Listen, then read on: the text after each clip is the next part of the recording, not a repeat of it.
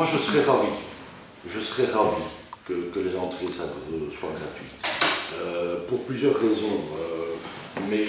C'est-à-dire que le public paye déjà par les impôts, que ce soit en Europe, non, peu importe.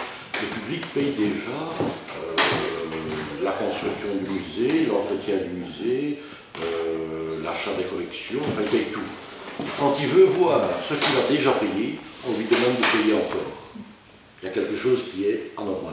Mais évidemment, pour pouvoir faire ça, il faudrait que les subventions des pouvoirs publics permettent de ne pas obtenir cette entrée gratuite.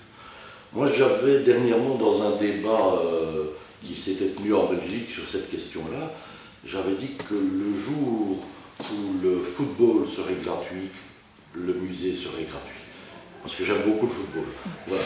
Et que les billets d'entrée au football sont bien plus chers que les billets d'entrée au musée.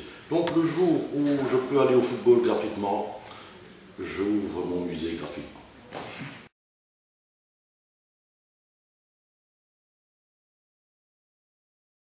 C'est un rôle que, évidemment, nous, dans la situation du musée du Grand Ornu, qui est dans une zone qui est en grande difficulté financière et économique très grande, avec des poches de chômage très importantes, on ne pouvait pas ne pas tenir compte de cette question. Il fallait surtout éviter que le musée apparaisse comme un météorite qui tombe du ciel quelque part.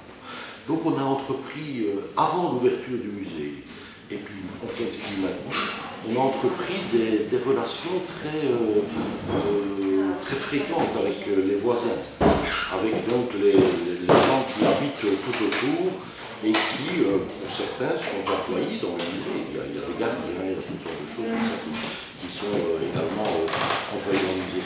Et donc nous avons une politique d'accueil. On fait, lorsqu'il y a une exposition, il y a toujours un vernissage pour les voisins.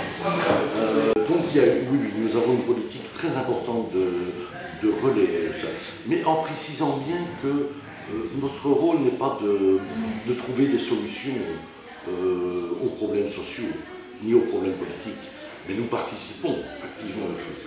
Et en fait, on voit à quel point il y a, même dans une population très défavorisée, il y a un vrai désir, une vraie volonté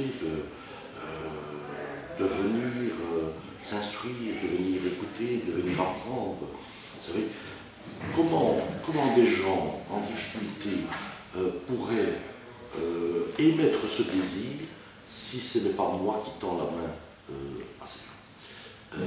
Ils ne peuvent pas émettre le désir puisqu'ils ne connaissent pas l'existence de ce que je montre. Donc c'est à moi à faire le premier pas vis-à-vis d'eux. Et nous le faisons tout le temps.